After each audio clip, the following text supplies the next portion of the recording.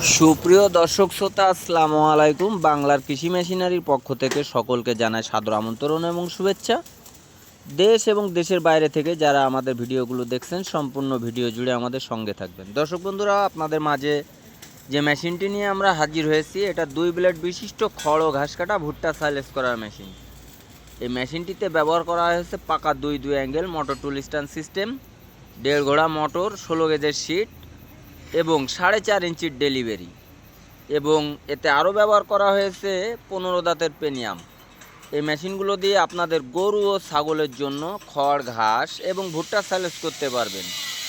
তাই আপনারা যারা এখনও পর্যন্ত হাতে কেটে আপনাদের গবাদি পশু গরু ও ছাগলকে খাওয়াচ্ছেন, তাদের জন্য নিয়ে আমরা হাজির হয়েছি।